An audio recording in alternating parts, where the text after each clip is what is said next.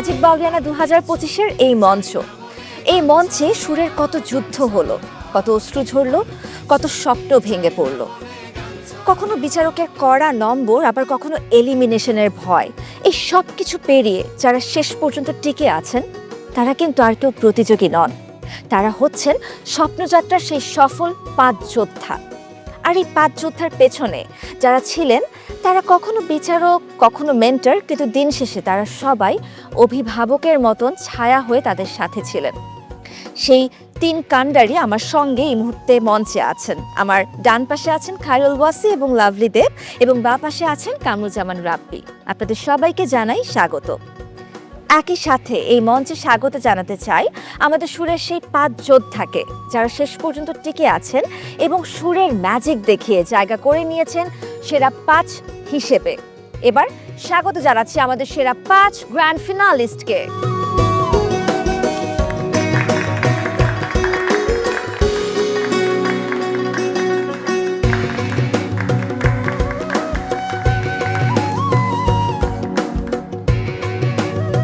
স্বাগত সবাইকে।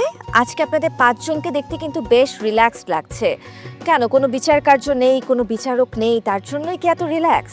আমি কিন্তু আগে থেকেই বলে রাখি, আজকে আমাদের সম্মানিত 3 বিচারক সামনে না থাকলেও আজকে এখানে কিন্তু আমি হচ্ছে গিয়ে বিচারক। আজকে আমার রায় চূড়ান্ত, আমি যা বলবো তাই করতে হবে। আমার মনে হয় আজকে বিচার করবোটা বাদ দিব। হ্যাঁ, আজকে আমরা সবাই ম্যাজিক বাউলিয়ানা পরিবার এবং সবাই মিলে যেভাবে আড্ডার মুডে আছি, সবাই মিলে আজকে আড্ডা আমরা একটা রিয়েলিটি আড্ডা দিই। রিয়েলিটি আড্ডা? আচ্ছা আচ্ছা, হ্যাঁ, এটা করা যেতে পারে। আমার পছন্দ হয়েছে প্রস্তাবটা। ঠিক আছে, তাহলে আজকে আমরা সবাই হচ্ছে ম্যাজিক বাউলিয়ানা পরিবার। এই পরিবারের সদস্য হয়ে মন খুলে আজকে আমরা সবাই আড্ডা দিব। আচ্ছা, শুরুটা তাহলে কি দিয়ে করব? যেহেতু অডিশন থেকে আপনাদের সবার সাথে আমাদের পরিচয়, তাহলে একদম অডিশনের জার্নিটা কেমন ছিল সেটা জানতে চাই। শুরু করব মধু, আপনাকে দিয়ে। নওগাঁ থেকে যখন আমি রাজশাহীর উদ্দেশ্যে রওনা দিই, সেটা হচ্ছে আমার সকালবেলা রওনা দিইনি, আমি দিয়েছিলাম আগের সন্ধ্যায় রওনা দিয়েছিলাম। এবং রওনা দেওয়ার মাঝ রাস্তায় আমি সারা রাত আর একটা জায়গাতে আমি কাটাই, আর সেইখান থেকে আমি আবার রাজশাহীর উদ্দেশ্যে রওনা দিই। তো সেইখান থেকে রাজশাহীর উদ্দেশ্যে রওনা দেওয়াটা আমার অনেকটা লেট হয়ে যায়। আর আমার সাথে যিনি ছিলেন উনি যেতে চাচ্ছেন আবার যেতে চাচ্ছেন না। আমি বললাম যে আজকে আপনি চলেন আমার সাথে, ভালো লাগবে আপনার। অনেক কষ্ট করে ওনাকে নিয়ে গেলাম। এর মধ্যে আমার ছবি তুলতে হবে, তারপরে ফটোকপি করতে হবে, এগুলো সব কিছু মিলে আমি তো শুক্রবারের দিন, সেই দিন কোনো দোকানপাট খোলা নেই। রাজশাহীতে আমি ঘুরতেছি রিক্সা নিয়ে বিভিন্ন জায়গাতে। আর ইনি তো আমার সাথে যিনি গেছেন উনি আবার শেভ করবেন। উনি কে ছিলেন? উনি ছিলেন এক জেলা শিল্পকলা একাডেমিতে, উনি তবলার প্রশিক্ষক ছিলেন। আচ্ছা। এবং উনি সবসময় আমাকে সঙ্গ দিতেন। তো ওই দাদা সবসময় বলতেছেন আমি সেভ করবো, তাছাড়া আমি ওখানে যাব না, আমার একটা প্রেস্টিজ আছে না, তো দাদা হিসেবে আমি ওখানে যাব, এইভাবে যাব আমি। আচ্ছা, একটু আমি ইন্টারাপ্ট করছি। উনি কি প্রতিযোগী হিসেবে যাচ্ছিলেন নাকি শুধুমাত্র সঙ্গ দেওয়ার? তো আমার সাথে যাচ্ছে সঙ্গ দেওয়ার জন্য। বাহ, চমৎকার। অভিভাবক হিসেবে, বাহ। পরে উনি আমার সাথে লাস্টে গেলেন, আমি একটা দোকান খুঁজে পেলাম, তাড়াতাড়ি করে আমি ওটা শেষ করে এর মধ্যে দেখি 12টা বেজে গেছে একদম। আর আমার রিপোর্টিং টাইম ছিল 9টায়। তো 9টা 12টা, এর আগে আমি ভাবছি যে কি একটা অবস্থা হলো, আমি কি ওখানে ঢুকতে পারবো কি পারবো না। ওখানে যাওয়ার পরে আমার যেটা আগ্রহ প্রকাশ হচ্ছিল এইরকম যে স্যার কোন রুমে আছে, পার্থ বড়ুয়া স্যার কোন, আমি শুনেছি। আমি আসেছিলাম। তো পরে নসিবের উপর ছেড়ে দিলাম, যে কোনো বিচারক মণ্ডলীর সামনে আমি যেন যেতে পারি, আর আমি যেন ভালো গান গাইতে পারি। তো প্রথমেই আমি স্যারকে পেলাম। স্যারকে আমি আবার প্রায় 4-5 বছর আগে ওনাকে আমি একদিন দেখা করার কথা ছিল, কিন্তু দেখা হয়নি। ওখানে যে দেখছি উনি, এখানে ওনার বুথে আমি পড়ে গেছি। একটু চলে যেতে চাই রজনীর কাছে। রজনী, প্রথমবার অডিশন বুথে ঢুকে যখন এত ক্যামেরা লাইটস দেখেছিলেন, সামনে এত গুণী গুণী মানুষ বসে আছেন আপনার প্রতিভাকে যাচাই করার জন্য, তখন মনের অবস্থা কি ছিল? গান করতে খুব নার্ভাস লাগছিল, তো তারপরেও সাহস দিয়ে গাইছি। গাওয়ার পরে সেটা আমি মন জয় করতে পারছি বিচারকদের। তারপর থেকে আস্তে আস্তে ভয়টা কেটে গেছে। অবশেষে যেই স্বপ্ন আপনি অনেকগুলো বছর আগে রেখেছিলেন, সেই স্বপ্নটা অবশেষে আপনি পূরণ করতে পারলেন, সেরা 5-এ ঢুকতে পারলেন। আমার মনে আছে যে এই মঞ্চেই আমার এই বাঁদিকে হচ্ছে দেবযানী এবং আমির ফকির দাঁড়িয়েছিলেন এবং ডান দিকে আপনি দাঁড়িয়েছিলেন। আপনাদের তিনজনের ফলাফলটা আমি সবার শেষে ঘোষণা করি। তখন কি একবারও মনে হয়েছে যে আমার হয়তোবা এই 2 দিনের মার্কস মিলে আমি হয়তোবা আশানুরূপ ফলাফল করতে পারিনি, এরকম কিছু কি মনের মধ্যে চলছিল?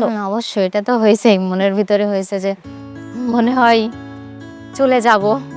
কিন্তু যখন আপনি যখন বললেন যে আমি সেরা 5-এ যাচ্ছি, তখন তো আসলে এই অনুভূতিটা বলার না। আচ্ছা, এবার একটু এপাশে যেতে চাই। মেহজাবিন মুবাশশেরা, পুরো আসর জুড়ে আমাদের দর্শকরা শুনেছে, বিচারকরা বলেছেন অনেকবার আপনি হচ্ছেন সর্বকনিষ্ঠ প্রতিযোগী। সেখান থেকে কোনো এক্সট্রা বেনিফিট কি আপনি পেতেন? হ্যাঁ, ছোট এই জন্য সবাই আমাকে আদর করে, বিশেষ করে কামরুজ্জামান রাব্বি ভাইয়া, ওয়াসি ভাইয়া, লাভলি মা, সবাই আমাকে আদর করে। ইভেন এইখানে যারা পার্টিসিপেট ছিল আমার সাথে সবাই আদর করতো আমাকে। আমি ছোট বলে এমনও হতো যে আমি অনেক কিছু মুখ ফসকে বলে ফেলতাম, তারা কাটিয়ে ফেলতো। তো এই জিনিসটা খুব ভালো লাগতো। আর হচ্ছে এখানে আসার পর আমি অনেক কিছু শিখতে পারছি যা আগে আমার ছিল না। এত বড় মঞ্চে গান গাইতে প্রথম ভয় লাগছে অনেক, বাট এখন ভালো লাগে গান গাইতে। বাহ, চমৎকার। অডিশন রাউন্ডে আপনার গল্পটা কিন্তু একদমই ভিন্ন ছিল। আমরা দেখেছিলাম যে আপনি আপনার বাবাকে নিয়ে এসেছেন, আপনার বাবাও প্রতিযোগী ছিলেন, তিনিও অডিশন রাউন্ডে অংশগ্রহণ করেছিলেন। তারপর তো সবাইকে নিয়ে আমরা সেরা 40-এর যাত্রা শুরু করলাম। সর্বকনিষ্ঠ হিসেবে ওই সময় কি কোনো মনের মধ্যে ভয় কাজ করেছে, বা আপনি নিজে কি ব্যক্তিগতভাবে কোনো চাপ অনুভব করেছেন?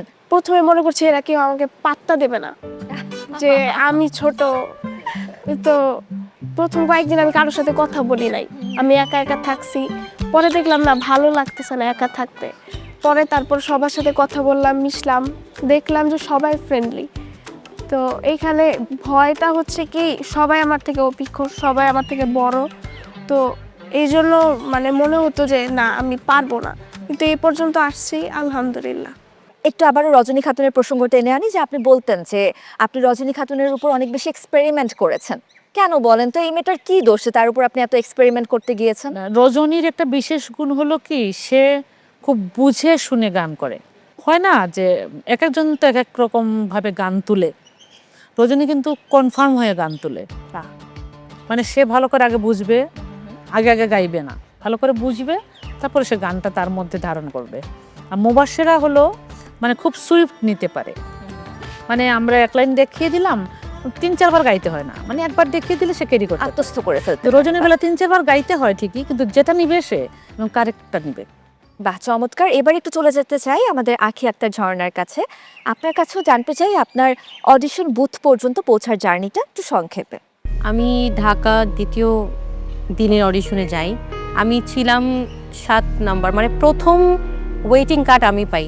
তারপর আস্তে আস্তে অনেকে মানে আসছে। পরে যখন 2য় রাউন্ডে গেলাম, আমি কিন্তু 2য় রাউন্ডে ইয়েস কার্ড পাই। এক্স্যাক্ট, আমি আমার মনে আছে সেটা। আমি তো বাসায় চলে গেছি, আমি তো আশায় একদম আমি আর যাইতেছি না ম্যাজিক বাউলিয়ানায়। তারপর হঠাৎ করে আমার ফোন আসছে যে আপনি তো ম্যাজিক বাউলিয়ানায় যাচ্ছেন, আপনাকে আমরা ম্যাজিক বাউলিয়ানার সাথে নিতে চাচ্ছি। মানে আমি তো আকাশ থেকে পড়ছি। তারপরে তো 40 জনের সাথে আসলাম, সবাই এত ভালো গান করে। আমি তো ভয় কি হচ্ছিল কারণ মেগা সিলেকশন রাউন্ডে আমার মনে আছে যে আপনারা সর্বপ্রথম 40 জন প্রতিযোগীকে দেখতে পারেন একে অপরকে, তখন কি ওই সময় খুব ভয় কাজ করছিল? অনেক অনেক, মানে আমি তো শেষ, আমি চলে যাব ওদের সাথেই। মানে যারা ছিলাম সবাই বলা বলি করতেছিলাম যে তুমি যাবা, আমি যাব না, আমি বাসায় চলে যাবো, আজকে শেষ, আমার গান আজকেই শেষ। তারপর তো আস্তে আস্তে যে টপ 5 তো অনেক পরের জার্নি, তার মাঝখানের একটা জার্নি আছে যেটা অনেক বড় একটা স্যাক্রিফাইসের জার্নি। সেই জার্নিটা একটু আপনার মুখে শুনতে চাই। যখন আমি সেরা 19 থেকে 15তে মানে করছি, 15তে আসছি আমি গান গেয়ে, তখন ওদিন আমাদের শো, আমি হঠাৎ করে বাসা থেকে ফোন আসে যে আমার ছোট মেয়ে, ওর ডেঙ্গু হয়েছে, ওই হসপিটালে ভর্তি করতে হবে। এখন আমার তো মন মানতেছে না, আমি বাসায় যাব। ম্যামকে বলতেছি, ম্যাম আমি আর গান গাইতে পারবো না, আমি বাসায় যাব। ম্যাম বলতো, ওনার বয়স তখন কত? ওর 11 মাস। মাত্র 11 মাসের বাচ্চাকে ফেলে আপনি এই মঞ্চে সুরের যুদ্ধ করতে চলে এসেছিলেন। অনেক বড় আত্মত্যাগ এটা। শুনি তারপরে গল্পটা। তারপর ম্যামকে বললাম, ম্যাম আমি তো বাসায় যাইতে চাই, আমি আর পারতেছি না, আমি কান্না করতেছি। আর ম্যাম বলে, তুই যদি বাইরের দেশে প্রোগ্রাম করতে যাইতি বা গান করতি, তখন তুই কি করতি, তখন কে দেখতো? তুই ওরে আল্লাহর হাতে ছেড়ে দে, আল্লাহ তোরে দেখবে, তুই এখন আমার হয়ে গান গা। ম্যামও কান্না করতেছে আমার সাথে। পরে গান করলাম, আবার টপ 12তে যখন যাই ম্যাম আমাকে ধরে কান্না করতেছে যে দেখছস তুই আল্লাহর হাতে সব ছেড়ে দিছস, তাই ভালোভাবে গাইতে পারলি আজকে। আমার প্রথম যখন আমার গান শুনি আমার মনে হয়েছিল যে মেয়েটাকে দিয়ে হবে। আর আমরা যারা নারী আমাদের বিভিন্ন বাধা থাকে আসলে গান গাইতে গেলে। এই যে আমি আবেগী হয়ে যাই, চোখে পানি দেখতে পাচ্ছি আমি। কারণ আমার বেলায়ও তাই হয়েছে যে আমার ছোট বাচ্চা একে গান গাইতে পারিনি, যাইতে পারিনি, তো আমার মনে হয়েছে যে এই বাচ্চাটাই জায়গায় না আটকে যাক, সে পারবে গাইতে। আমি যেটা মিস করে আসছি আমার জীবনে, আমি করতে পারিনি, আমি ওর মধ্যে দেখতে চাই যে আসলে সে পারবে। চমৎকার। একটু জেনে নিতে চাই আক্তার ঝর্ণা আপনার কাছে, আপনার বাচ্চার কন্যার এখন কি অবস্থা? এখন এখন আলহামদুলিল্লাহ একদম অনেক ঠিকঠাক ভালো আছে। আছে। হ্যাঁ, আচ্ছা, আমার মনে হয় এটা আসলে একটু দর্শকদেরকে আমার জানানো প্রয়োজন, বিশেষত যারা মেয়েরা আছেন হয়তোবা চান, স্বপ্ন দেখেন যে ছোটবেলার থেকে গান গেয়েছেন, একটা বড় মঞ্চের স্বপ্ন আমরা সবাই আসলে দেখি, কিন্তু হয়তো বা বিয়ের পর সেই স্বপ্নটাতে একটা ব্যাঘাত ঘটে। আমি বলবো যে ম্যাজিক বাউলিয়ানা 2025-এর এই আসরে আমি নিজেও এই দুটো মানুষকে দেখে অনুপ্রাণিত হই, আমাদের আখি আক্তার ঝর্ণা এবং রজনী খাতুন, যারা শুধুমাত্র বাবা মার সাপোর্ট না, তারা পেয়েছেন তাদের জীবন সঙ্গী, তাদের সাপোর্টটা তারা পেয়েছেন। একটু আপনাদের সেই অর্ধাঙ্গদের উদ্দেশ্যে আমরা একটা হাততালি দিতে চাই।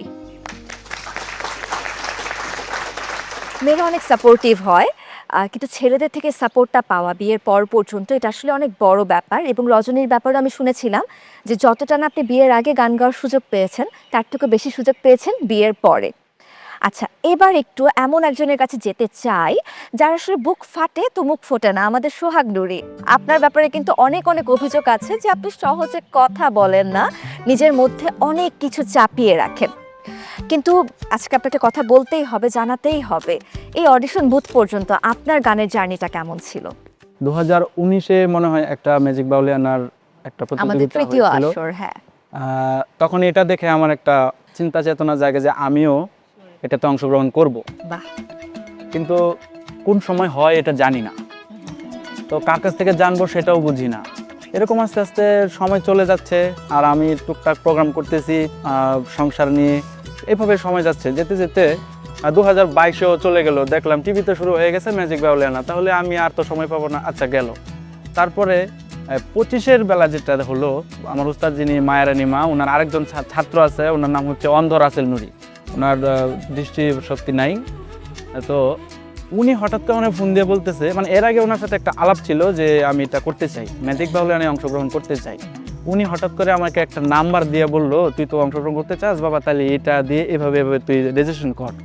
তখন আমি এটা করলাম, তারপর রেজিস্ট্রেশন হলো। তারপরে যেদিন ঢাকা জোনের প্রথম অডিশন হয়, এর আগের দিন রাত্রে আমি প্রোগ্রামে ছিলাম, ওইরকম টাকা পয়সাও ছিল না। চিন্তা করলাম যে প্রোগ্রামে গেলে হয়তো কিছু টাকা পয়সা হবে, ঢাকা গেলে টাকা পয়সার প্রয়োজন, এরকম একটা চিন্তা করে আর কি প্রোগ্রামে গেলাম। তো সেটাই হয়েছে, আসা যাওয়ার খরচ এবং টাকা সেটাই হলো। আসলাম, আসার পরে একটা মজার ঘটনা হচ্ছে, 7টার আগে আমি ঢুকে পড়ছি, যাই দেখি কেউ নাই। চিন্তা করলাম আমি কই আসলাম, ভুল আসলাম না তো। আবার এখানে যারা আর কি গার্ড দেয়, পাহারাদার, তারা ছিল, তাদেরকে জিজ্ঞেস করলাম যে আচ্ছা এখানে কি ম্যাজিক বাউলিয়ানার অডিশন কিনা? হ্যাঁ অডিশন। ঢুকলাম, ঢোকার পরে দেখলাম যে এই ব্যানারগুলো আছে, তখন বিশ্বাস মানে তার মানে সেই ভোর 7টা থেকে আপনি হ্যাঁ। আমাদের অডিশন জোনে ছিলেন। হ্যাঁ। বাহ। মানে সর্বপ্রথমই আমি যাওয়ার সময় মাত্র 2-3 জন লোক ছিল, আর সর্বপ্রথম যাকে দেখলাম উনি একজন অদ্ভুত মানুষের মতো দাঁড়ায় আছে, এদিক ওদিক দেখতেছে, কিছু বলতেছে না। মানে ওনার লম্বা চুল আছে, আর চুলগুলো এইখানে একটা খোপা করা। আমি শুধু ওনার দিকে চাই আছি যে উনি কে হতে পারেন, আসলে বিচারক না কি, কিছুই বুঝতেছি না। উনি হচ্ছেন আমাদের জুবাইর স্যার। জুবাইর ভাই, আমিও সেটাই ভাবছিলাম। যাই হোক, মানে তখন অদ্ভুতের মানে চুপ করে পকেটের মধ্যে হাত দিয়ে এরকম ভাবে আর কি দাঁড়ায় আছে। আমি শুধু ওনাকেই দেখতে, উনি কে হবেন, কি করবে, কি সমস্যা, কিছুই বুঝতে পারতেছি না। যাই হোক, তখন আবার মোটামুটি আস্তে আস্তে টাইম যেতে যেতে ক্ষুধাও লাগলো, বাড়ি থেকে একটু খেয়ে আসলাম। তারপরে যখন সব কিছু হলো, ভূতে যাওয়ার সময় যখন সিরিয়ালে বসা হয়, বসতে বসতে তখন ভাবতেছি কি গান করা যায়। তখন মনে মনে 2-3টা গান সিলেক্ট করলাম। হঠাৎ করে জানালার পাশ দিয়ে একটু ফাঁকা ছিল, ওই দিক দিয়ে আমার চোখটা যায়, মানে আমার নজরটা ওই দিক দিয়ে যায়। তখন হঠাৎ করে দেখি 2জন বিচারক, তার মধ্যে লাভলি আম্মাকে দেখলাম। তখন উনি যে লাভলি দেব আমি চিনি না, ওনার পাশে যে ছিল ফকির চান ভাই, ওনাকে আগে থেকে চিনতাম। তখন একটু সাহস হলো, কিন্তু সাহস হলেও যখন আমি দরজা দিয়ে ঢুকি, তখন টোটাল ব্যাপারটা উল্টা হয়ে গেল, আমি আবার ভয় পাইতেছি, আমার ভিতরে কাঁপুনি শুরু হয়ে গেছে, নার্ভাস ফিল, একেবারে গান করতে পারতেছি না। যাই হোক, ওনারা সাহস দিলেন। আমি এখানে একটু বলি, প্রথম যখন সে এসে ঢুকলো, ওর না চোখের দিকে তাকিয়ে আমার কেমন জানি একটা মনে হচ্ছিল, একটা হয় না কিছু কিছু মানুষকে দেখলে একটা ভালো লাগা কাজ করে মনের মধ্যে। সে এসে গান ধরলো, আমি কিন্তু ওর মানে প্রথম 30 সেকেন্ডে বুঝতে পারছিলাম যে সে গাইতে জানে, কোনোভাবে সে গাইতে পারছে না। তখন যখন সে ওই জায়গায় নার্ভাস ফিল করলে যেটা হয়, গলার স্বর নড়ে যায়, তখন আমি বললাম যে তুমি কি ভয় পাচ্ছ? তখন আস্তে করে ফকির চান আমাকে বলল যে সে খুব ভালো গাইতে পারে, আম্মা কেন জানি আজকে গাইতে পারতেছে না।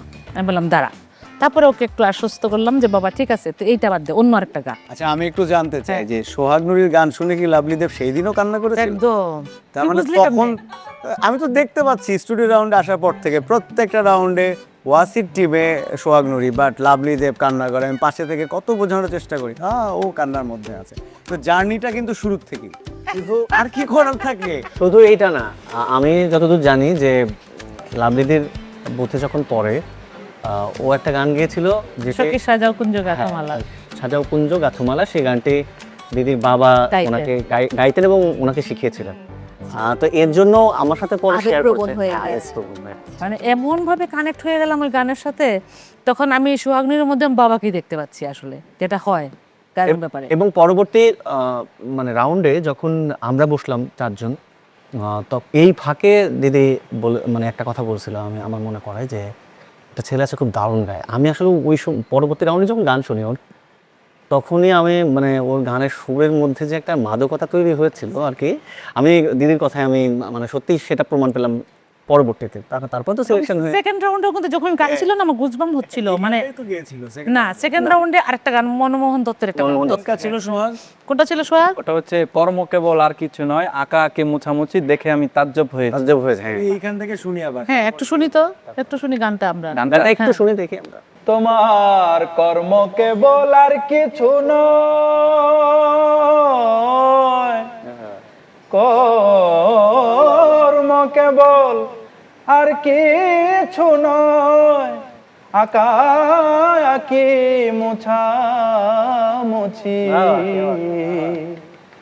দেখে আমি তাজ্জব হয়েছি। বাহ, বাহ, কেউ না ভাই, আবার কান্না শুরু করবে। আমরা আজকে আনন্দে আছি, আর কান্নাকাটি চাই না। একদমই তাই। আর এই আনন্দের মুহূর্তে আপনার কাছে একটা অনুরোধ রাখতে চাই।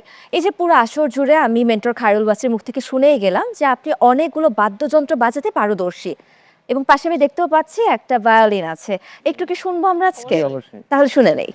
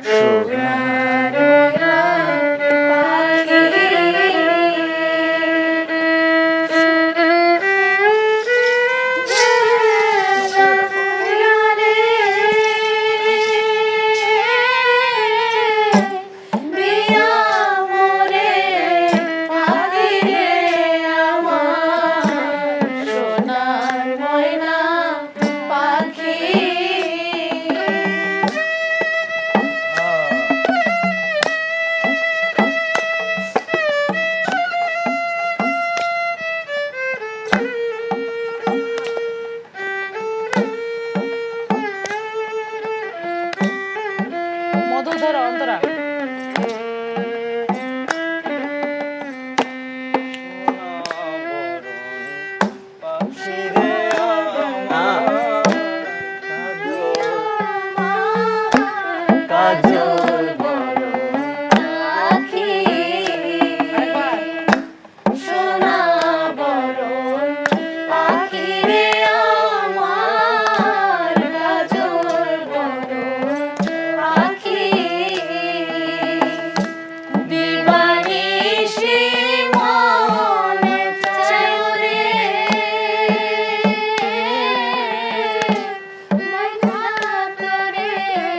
রাখিলে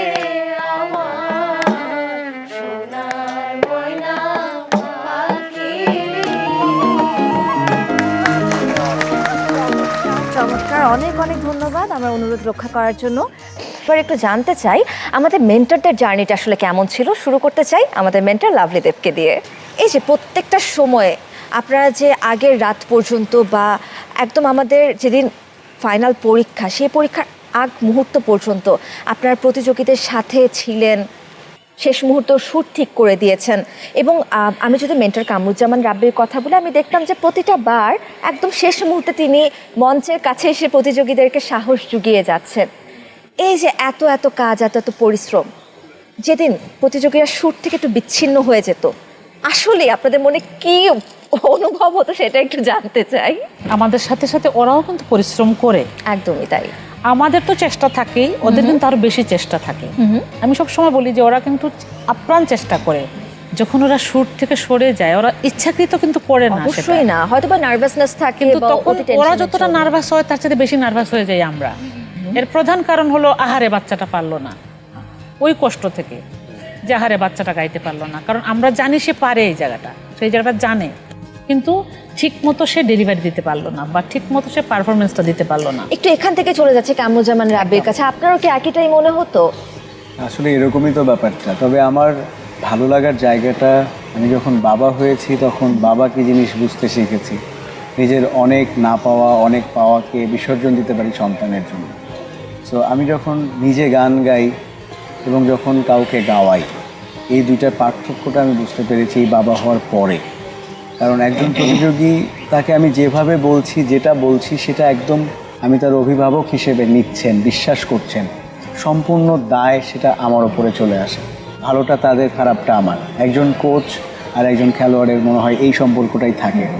তুমি যেটা বলছিলে যে সবার মানে অনেকের বেলায় আমি আসি এবং সেই স্টেজে শেষ মুহূর্তে এসে কথাগুলো বলি, এইটা যে মোবাশ্বেরা এরা বলে যে ফাইনাল টাচ, একটা ফাইনাল টাচ দেয়া, কিচ্ছু বলি না, বিশ্বাস করো। আমি শুধু এসে বলি যা যা হয়েছে সব ভুলে যাও। একটু শুনি তো আমি কি কি বলতেন আসলে আপনি। মোবাশ্বেরাকে স্পেশালি বলতাম যে ও তো সবার থেকে ছোট ছিল বয়সে এবং ও খুব জড়সড় হয়ে থাকতো। ওকে একটা কথা অনেক বেশি বলেছি যে তুমি এখন সব মাথা থেকে বের করে দাও, আমরা এই ভুল, এটা ঠিক, এটা ঠিক, তুমি যেটা করো তুমি রিল্যাক্স হও এবং তুমি এই গানটা এতদিন তোমাকে বোঝানোর পর তুমি তো বুঝেছো, তোমার যে অবজারভেশন সেইটাকে ফিল করে তুমি দাও। তো এই ছোট ছোট কিছু বিষয় ও একদিন আমাকে এভাবে বলেই ফেললো যে ভাইয়া আমাকে আজকে আপনি বলেননি, এই জন্য আমার গানটা খারাপ হয়েছে। তো আমি বললাম ওকে, নেক্সট টাইম থেকে রেগুলার বলবো। তো ও আসতো, এসে আমাদের সবাইকে সে সালাম করতো, শ্রদ্ধা জানাতো, এসে একটা জায়গায় সাইড করে দাঁড়িয়ে final touch, then final touch তাকে দিতাম। সো এই কিছুই না। মধুকে এসে আমি বোধহয় এই যে টপ 5-এ তারা আসার একটা বা দুইটা পর্ব আগে আমি মধুকে বলছিলাম, আমার মনে হচ্ছিল যে প্র্যাকটিসে কোনো একটা জায়গায় সুর ছুটে যাচ্ছে। মধুকে আপনি কয়েকদিন বকা দিয়েছেন, এটা আমি আমার নিজের কান এটার সাক্ষী। আমি স্বীকার করছি সেটা, কিন্তু এই বকাটা ছিল আমার এবং মধুর একটা দুষ্টামি। সো মধুকে যখন এসে বললাম যে মধু সুরটা মনে হয় একটু নড়ে যাচ্ছে, তো ও যথারীতি ওর মতো, স্যার আপনি টেনশন নিয়েন না স্যার, এটা ঠিক হয়ে যাবে স্যার। সো ওকে বাবা, তোর যা ইচ্ছা তুই কর, আমি গেলাম। এই যে যা ইচ্ছা তাই করে ফেলে। সো এইটাই আমার কাছে মনে হয় যে ওই মোমেন্টটা এনজয় করার মোমেন্ট, যে এখন আমি গাইবো, অনেক কিছু নিয়েছি, শিখেছি, এখন সব বাদ, এখন আমি গাইবো। বাহ, চমৎকার। এবার একটু মেন্টর খায়রুল গাছের কাছে যেতে চাই। প্রথমবারের মতন ম্যাজিক বাউলিয়ানা 2025-এ আপনার যুক্ত হওয়া, বা আমি যদি বলি ম্যাজিক বাউলিয়ানা পরিবারের সাথে যুক্ত হওয়া, তাহলে প্রথমবারের মতন যখন আপনি বিচারকের আসনে বসলেন এই আসরে, তখন কি আপনার মনে আসলে কি চলতো অডিশন রাউন্ডে? আমি অনেকগুলো রিলেটিভের সাথে মানে নাম দিয়েছি বা আমি অংশগ্রহণ করেছি, তো ওদের যেরকম মানসিক চাপ লাগে, তো আমি ওটা ফিল করেছি যে ওরা যাতে ভয় না পায়। যখন অডিশন রাউন্ডে ছিলাম, আমি সবার মেন্টালিটি বুঝেই ইজি করার জন্য তার সাথে কথা বলেছি। এটা কিন্তু সে করতো, মানে সে বাচ্চাদেরকে সাহস দিত। আমিও কিন্তু এরকম ছিলাম তোমাদের মতো। এটা কিন্তু আমি আমাদের এই মূল মঞ্চের ব্যাক স্টেজেও দেখেছি যে আপনি এটা করেছেন। জিজ্ঞেস করেছি কারণ আমি খুব ফিল করি যে একটু সাহস দিলে বা ওকে ইজি করে দিলে ও সঠিক সুরে বা গানটা অন্তত প্রেজেন্ট করতে পারবে। তো আমি আরেকটু মানে পেছনে যাই, যেমন মুবাশ্বেরা হয়তো একটু মিসিং করে গেছে, ও আমার বুথে ছিল, ও এবং ওর বাবা দুজনেই এসেছিল আমার বুথে। প্রথমে হচ্ছে ওর বাবা এসছে, আসার পরে ওর বাবা হয়তো আমাকে চেনে বা আমার সাথে কথা হয়েছিল হয়তো, আমার মনে নেই এরকম। উনি আমাকে কানেক্ট করে দিয়েছিল যে ওয়াসি ভাই আপনার ফ্যান, আমি আপনার গান আমি শুনি, গাই। তো আমি বললাম ঠিক আছে গান, তাহলে কোন গানটি গাবেন এখন গান? তো গাইছিল। তো আমি খুব সম্মানের সহিত আমি তাকে বলেছিলাম যে আপনি আবার চেষ্টা করে পরবর্তী সিজনে আবার আসবেন, ঠিক আছে, এরকম আর কি।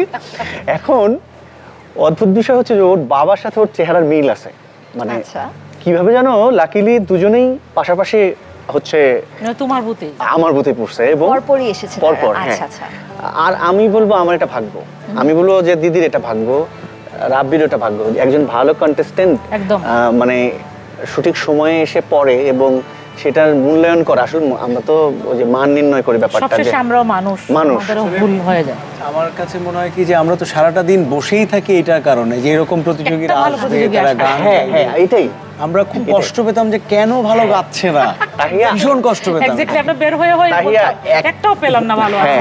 মানে কেন আসতেছে না, কেন ভালো গাইতেছে না? 150 জন বা 40 জনের মতো আমরা কাস্টিং করে ফেলছি, একজনও পাই নাই ময়মনসিং থেকে। হ্যাঁ, এবং আমি তো খুব মানে এত আনইজি লাগতেছিল যে আমি খালি জিজ্ঞেস করছিলাম যে রাব্বিদের কার বুথে কতজন পেয়েছে? কতজন পেয়েছে। এবং যখন টিম এসে আমাকে জিজ্ঞেস করে, ওয়াসি ভাই, মনির ভাই এসে জিজ্ঞেস করলো প্রথমে, একজনও পান নাই। আমি বললাম যে ভাই পাই নাই, মানে নিজেকে এত অস্বাভাবিক মনে হচ্ছিল মানে যে কেন আসতেছে না, বাচ্চারা গাচ্ছে না। যদি না পাইতাম সত্যি আমার খুব আসলে খারাপ লাগে তখন। খারাপ লাগতো।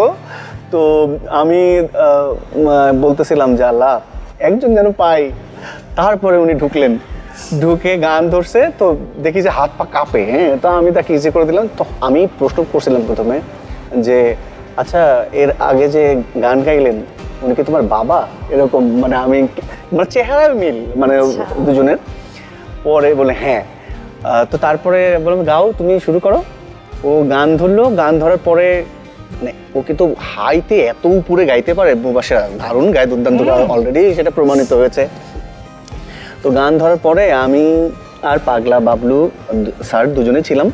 তো উনি গান শুনেই তো ওই হাতে যখন মন্দিরটা এরকম করেই পেতে, তা আমি ওনার অ্যাটিটিউড দেখে আমি বলতেছি কি যে ওনার তো মনে ধরে গেছে, বাজাইতেছে দুজনে একসাথে। আমরা দুজন খুব আনন্দ করলাম, গান গাইলো। তখন একটু মনটাকে শান্ত করলাম যে বাহ। ওয়াসি ভাই ও গাচ্ছিল কিভাবে গানটা, আপনি এটা দেখিয়েছেন আমাদের। হ্যাঁ, ও উপরে যখন গায়, মুবাশিরা কোন গানটা গিয়েছিল? সবার প্রথমে গিয়েছিলাম হচ্ছে লালন সাইজির একটা গান, বড় সংকটে পড়িয়া দয়াল। হ্যাঁ, এক লাইন একটু শুনিয়ে দাও, একটু শোনাও। বড় সংকটে পড়িয়া দয়াল,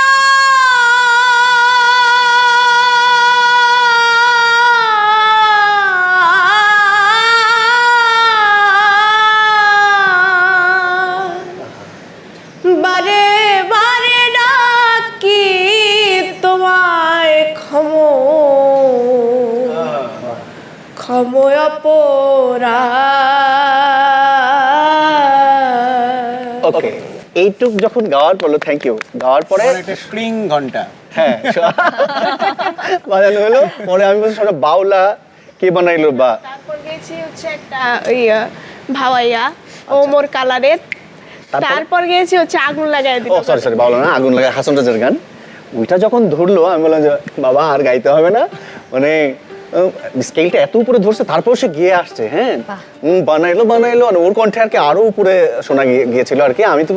আমি শুধু একটা কথা বলেছিলাম যে পরবর্তী রাউন্ডে তুমি শুধু স্কেলের ব্যাপারটা একটু খেয়াল করবে, কারণ আমি ভয় পাচ্ছিলাম যে এ দুজন আছে। আর আমি যখন হাসনটা যখন সিলেট অঞ্চলের গান যদি কেউ গায়, আমি পাশে থেকেই বলি এইবার বিপদে তুই পড়লি মনে হয়।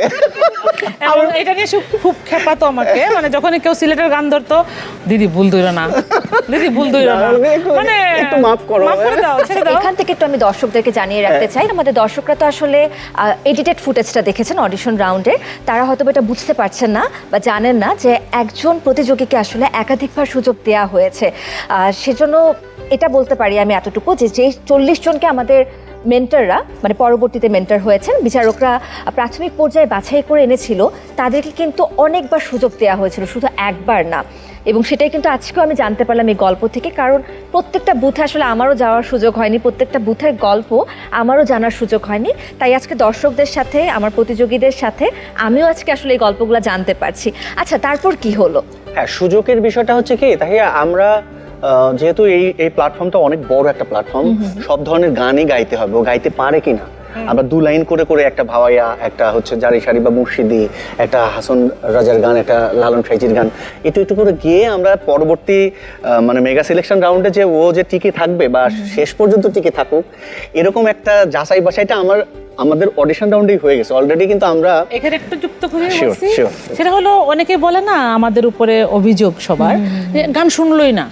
হ্যাঁ, এটা তো আমি অনেক পেয়েছি এই কমেন্ট। এটা আমি একটু ভালো করে পরিষ্কার করে তোমার মাধ্যমে আজকে এই অনুষ্ঠানের মাধ্যমে বলতে চাই, আমরা আসলে 30 সেকেন্ড একটা বাচ্চা গাইলে বুঝতে পারি সে গাইতে পারবে কিনা। অবশ্যই এটা 1 মিনিট গাওয়ার দরকার হয় না, 30 সেকেন্ড গাওয়ার পরে আমরা বুঝতে পারি যে সুরে যাচ্ছে কিনা।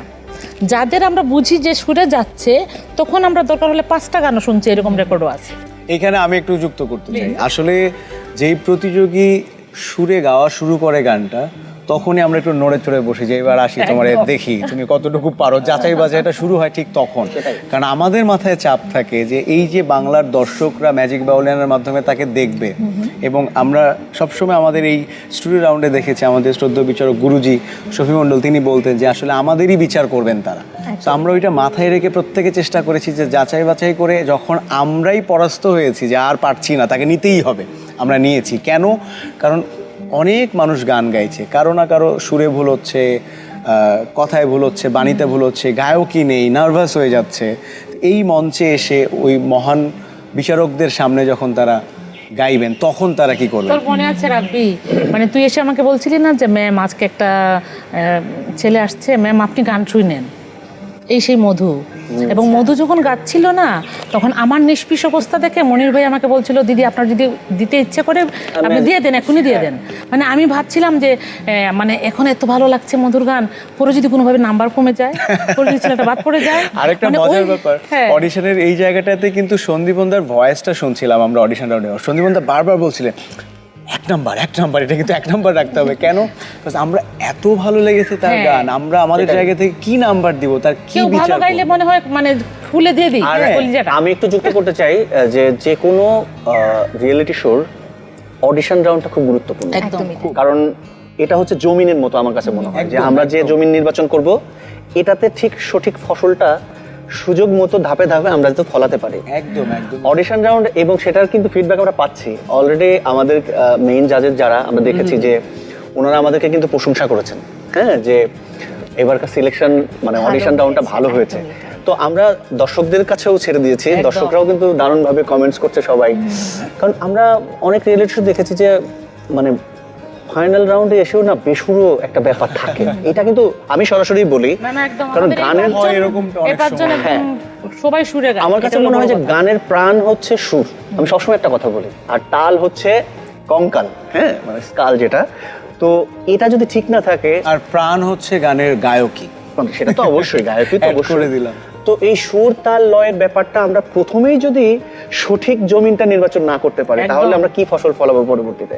এবং আমি গর্ববোধ করি এখানে যারাই আসে 5 জন, এরা যদি খালি গলায়ও কোনো জায়গায় বসে কারোর সামনে গান করে, আমার মনে হয় কি তারা প্রশংসা ঘুরে পাবে। শুনতে হবে। আমরা কিন্তু শুনেছি মধুর গান। মধু বলছিল তার কথা বলার সময় যে তার আগে একজন ইয়েস কার্ড নিয়ে বের হয়ে যাচ্ছিল নওগাঁর প্রতিযোগী, দিবে না So, হয়তো। তাকে দিবে কিনা নওগাঁর প্রতিযোগী। আমি মধুর এই কথার জের ধরে বলতে চাই যে ম্যাজিক বাউলিয়ানাতে নওগাঁর যদি 100 জন মধুর মতো গায়, 100 জন 100 ইয়েস কার্ড জনকেই। পাবে। যেহেতু এনামুল হক মধুর প্রসঙ্গটা উঠলেই তার আমি জন্য একটা কথা বলতে চাই। হ্যাঁ, হ্যাঁ, অবশ্যই। মধু ভাইয়ের কাছে আমার একটা প্রশ্ন ছিল। ওকে। যেহেতু মধু ভাইয়া ওই যে মাইকেল জ্যাকসনকে তার আইডল মনে করে, তো তার গানের সাথে তো মানে ওই থিমটা মিলানো কঠিন, তো কেন সে এটা চুজ করলো? এইটা হচ্ছে লোকগান একটা অধ্যায়, এটা একটা মানে যদি বলি যে সাবজেক্টের মধ্যে একটা সাবজেক্ট এটা। আর ফোক, আধুনিক, ব্যান্ড, আর রবীন্দ্র, নজরুল, ভাওয়াইয়া, পল্লীগীত, অনেক কিছুই আছে, মানে বিভিন্ন। আর আমার সেই মাইকেল জ্যাকসনের যেই ফলো করার যে ব্যাপারটা, যে ওনার যে একটা গল্প শুনছিলাম আমি, সেই গল্প থেকে আমি ওনাকে ফলো করা শুরু করি। তো সেখান থেকে কি ভালোবাসার যাত্রাটা শুরু না, হয়েছিল? আমি হচ্ছে ওনার যে পারফরমেন্সটা দেখি, যে উনি যেইভাবে পারফরমেন্সটা করেন, ক্লিন পারফরমেন্স করেন, যেটা প্রত্যেকটা মানে তার বডির সাথে, মিউজিকের সাথে ম্যাচিং করে বডিটাকে সে মানে নাচের মুদ্রা। হ্যাঁ, এবং দর্শক সেটা খুবই ভালোভাবে উপভোগ করে এবং আমাদের খুব মধ্যেও সেটা প্রত্যক্ষ করে। এবং আমি একটু ইন্টারাপ্ট করি, আমি কিন্তু সেটা পেয়েছি। যেমন ওর গান গাওয়ার আগে, একটু আগে বলছি যে কথা বলার সময় কিন্তু ভাবনার কথা একটা প্যাচ দিয়ে নেয়, ঠিক আছে? ও যখন মাইক্রোফোন ধরে বা ও যখন গান শুরু করে, ও এরকম একটা করে, আবার এরকম একটা ব্যাপার ভাব দেয়। হ্যাঁ, এটা আমার মনে হয় কি যে ভালো। মাইকেল জ্যাকসনের যে ভাবটা আছে, তার থেকে অনুপ্রাণিত হওয়া। অনুপ্রাণিত। বাহ, চমৎকার। কন্টিনিউ। আমি চাই যে ওই ভাবটা যদি মানে এটা যদি এখন আমি দেখাইতে চাই, তাহলে আমি দেখাতে পারবো, কিন্তু এইটাকে আসলে আরো যে বাকি চারজন আছে ওরা চেষ্টা করলে পারবে, কিন্তু একটা লজ্জাবোধ থাকে, চোখের উপর একটা পর্দা থাকে ম্যাম। তো এই পর্দাটা আমি প্র্যাকটিস করে করে করে করে বারবার করে করে, আমি যেহেতু গ্রামের মধ্যে থাকি, এটা যদি করি আমি কারোর সামনে তো হাসাহাসি করি, কিন্তু আমি একা একা প্র্যাকটিস করতাম যে বাংলা গানের আমি গাছি এখন লোকসঙ্গীত, এই লোকসঙ্গীতের সাথে যে আমার বডির যে মানে এক্সপ্রেশনটা থাকবে, সেটা আমাকে এখানে ক্যারি করতে হবে। রক গানের সাথে যেরকম ভাবে মানে থাকতে হবে সেটা, আর মঞ্চে পারফর্ম করতে গেলে তো অবশ্যই আমি সেই ঝলকটা অবশ্যই দেখাতে চাই। বাহ, চমৎকার চিন্তা। কিন্তু এই যে একটা বলছিলেন যে একটা ঘটনা আপনি শুনেছিলেন, সেই ঘটনার থেকে কি তাহলে ওনার প্রতি হ্যাঁ, ভালোবাসা বা ওনাকে ওনার থেকে অনুপ্রাণিত হওয়া, সেই ঘটনাটা একটু ঘটনাটা ওনার জানতে চাই। ঘটনাটা হচ্ছে আমি যেটা সিরিয়ালে দেখছিলাম, যে উনি হচ্ছেন যে মানে এমন একটা মানুষ, ওনার পরিবারের সবাই মিউজিক রিলেটেডই, তো উনি হচ্ছেন মানে কারোই পছন্দের ছিলেন না পরিবারের, ওনার নাকে একটু সমস্যা ছিল, তো ওগুলা নিয়ে অনেক কিছুতে মানে ওনার মানে কষ্ট লাগতো। তো একদিন উনি নিজেই ঠিক করলেন যে আমাকে নিজে কিছু একটা হতে হবে, মানে ওনার ভিতরে সেই মাইকেল জ্যাকসন যে আসলে ওনার পরিবারের সবাই যদি একরকম হয়, উনি আলাদা হতে চাইছেন, এবং আলাদাভাবে সেটাই একমাত্র ওনার ডান্স এবং ওনার সিঙ্গিং এবং ওনার কম্পোজিশনের মাধ্যমে উনি ফুটিয়ে তুলছেন। একদমই তাই। এটা আমার খুবই ভালো লাগছে যে উনি যদি পারেন, আল্লাহর সৃষ্টির সেরা যে মানুষ, একজনই মানুষ, উনি যদি পারেন, তাহলে আমি মানুষ, আমি কি হয়েছি, আমি হইলে একটু হলেও তো পারবো। আসলে মধুর যে কথা বলার সময় বলছিল যে এইটা করলে চোখের পর্দা থাকে, মানুষ হাসাহাসি করে গ্রামে বড় হওয়া। সত্যি কথা বলতে আমি ব্যক্তিগতভাবে যদি বলি, আমি নিজেই সেটা মনে করেছিলাম। মধুর এটা দেখে আমার নিজের ভেতরেও একটা হাসি বা একটা তামাশা ঠাট্টা ওই জায়গাটা চলে গিয়েছিল মধু। বাট আমি যখন মধুর সাথে মেশা শুরু করলাম যে মধু এটা কেন করছে, এবং আমি কোনো একজন প্রতিযোগীর কাছ থেকেই শুনেছি, মধুর বন্ধু এখানে তো সেরা 40 এসেছিল, তাদের মধ্যে থেকেই, যে আসলে এটা মধু থাকে না, দেখানোর জন্য করে না, মধুর ভেতর থেকে এটা চলে আসে, মধু এটা মন থেকে করে, এটাকে ওন করে, মধু ধারণ করে। সো ও যেটা বলছিল যে এরা চাইলেও হয়তো এখন পারবে না, সময় নিলে পারবে, এবং মধুর এই ধারণ করাটার জন্য আজকে তোমার এই হাসাহাসির যে কথাটা তুমি বললে, আমি বিশ্বাস করি যারা এই অনুষ্ঠান দেখছে ম্যাজিক বাউলিয়ানার মাধ্যমেই মধুর এই হাসাহাসিটা চলে যাবে, কারণ মধু এটা ওন করে, ধারণ করে, এটা খুব সহজ না, এটা অনেক কঠিন একটা বিষয়। জি স্যার, অবশ্যই স্যার। এবং মধু, আপনি যে বললেন যে আপনিও পারবেন না, কেন? আপনি যে পারবেন, আপনি যে পেরেছেন, এটা কিন্তু আপনি প্রমাণ করেছেন, এবং প্রমাণ করেই কিন্তু আপনি সেরা 5-এ একজন হতে পেরেছেন। একটু এই মুহূর্তে না ভীষণ গান শুনতে ইচ্ছা করছে, কারণ আমার মনে হচ্ছে আড্ডা দিতে দিতে না বিষয়টা খুব বোরিং হয়ে যাচ্ছে। আমরা একটু গান শুনে নেই, যেহেতু মধু ভাই আপনি গল্প করছিলেন, আপনার থেকে একটা গান শুনে, আপনার পছন্দের একটি লোকগান। আমার পছন্দের আরেকজন শিল্পী আছে, যে লোকশিল্পী, আমাদের শ্রদ্ধেয় রিঙ্কু ভাই। রিঙ্কু ভাই আমার খুবই মানে পছন্দের একজন মানুষ। তো ওনার একটা গান করি, আর যে গানটা আমার একটা FM রেডিও আমাদের নওগাঁতে একটা ছিল, বরেন্দ্র রেডিও, ওই রেডিওতে আমি সর্বপ্রথম আমাকে সেদিন বলছিল যে একজন শিল্পী নাই, ওই দিন আমাকে বলছে যে বাবা তাহলে তুমি চলে আসো, 2-3টা গান গেয়ে যাও। আমি ওই দিন যে সর্বপ্রথম এই গানটা গেয়েছিলাম, যে যেদিন পরাণ পাখি উড়ি উড়ি, পরাণ পাখি উড়ি উড়ি দেবে আকাশ পারি, ধুলার মাঝে থাকবে পড়ে দম ফুরানো একটা হাওয়ার গাড়ি, পরাণ পাখি উড়ি উড়ি দিবে আকাশ পারি ধুলার মাঝে থাকবে পরে দম ফুরানো একটা হাওয়ার গাড়ি, একটা হাওয়ার গাড়ি রে মন, একটা হাওয়ার গাড়ি, একটা হাওয়ার গাড়ি রে মন, একটা হাওয়ার গাড়ি।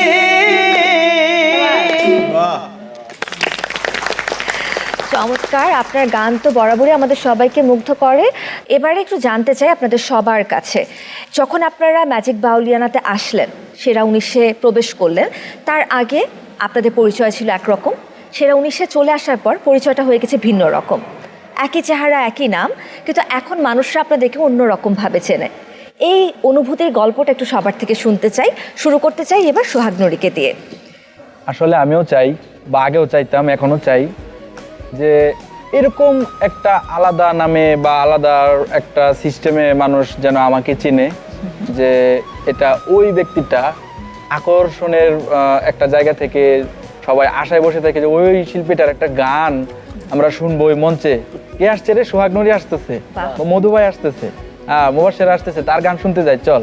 একটা আকর্ষণ থাকে, ওইরকম একটা ইচ্ছা বা এরকম একটা স্বপ্ন, এটা আমি সবসময়ই চাইতাম, কিন্তু জানতাম না কখন কি হবে। এখন একটু একটু আশ্বাস পাচ্ছি এই ম্যাজিক বাউলিয়ানার মাধ্যমে, যেহেতু সেরা 5-এ আসছি।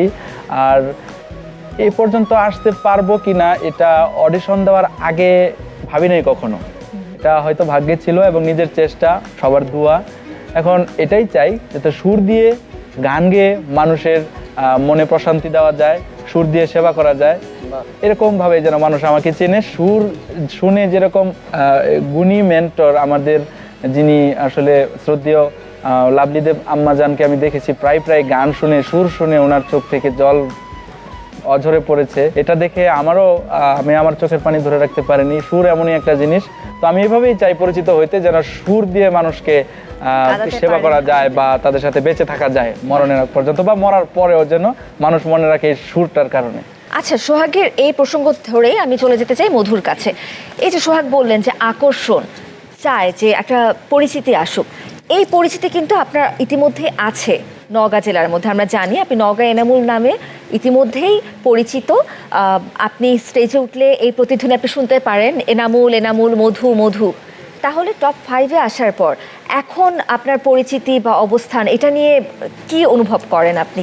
আমার স্বপ্ন ছিল যেটা, আমার স্বপ্ন, আমার মা বাবার স্বপ্ন, তারপরে এসে আমার স্ত্রীর স্বপ্ন যে আপনি গান করছেন, গান নিয়ে আপনি ভালো জায়গাতে যান, সাপোর্ট করা। তো তাদের স্বপ্নটা পূরণ হয়েছে, কিন্তু তাদের স্বপ্নের পাশাপাশি আমি প্রত্যেকটা, ওই যে যেমন অডিয়েন্স মানে যখনই আমাকে বলতেন যে ভাই আপনার গান আমার ভালো লাগে, কিন্তু ওনারা চাইতেন যে আপনি একটা ভালো জায়গাতে যাচ্ছেন না কেন, আপনি একটা ভালো প্ল্যাটফর্মে যে গান করেন, ওখানে গেলে আমাদের কাছে গানগুলো আসবে, তখন আমরা না হয় আপনাকে নিয়ে গর্ব করতে পারবো।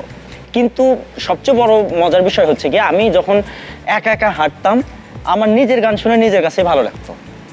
তো আমি ওই সময় মানে ভাবতাম যে ভাই আমি তো আপনাদের জন্যই গান করছি, এবং যদি কখনো গান করি শুধুমাত্র আপনাদের জন্য করবো। যদি আপনাদের চাওয়া পাওয়া না থাকতো, আমার কোনো কিছু চাওয়া পাওয়া থাকতো না, আমি এইভাবেই গান করতে করতে আমার ভালো লাগতো।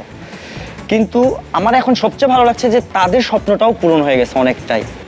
আমার এখন ভয় লাগছে একটা বিষয়, যে এই সেরা 5 থেকে এই টপ 5 থেকে যখন বাইরে যাওয়ার পরে একটা সবচেয়ে বড় ভয়, যে আমি কখনো মানুষের কাছ থেকে আমি দূরে থাকি অনেকটাই, যে কেউ হয়তো বা আমার ব্যবহারে আমি কষ্ট দিতে চাইনি, তারপরে সে কষ্ট পেয়ে গেছে।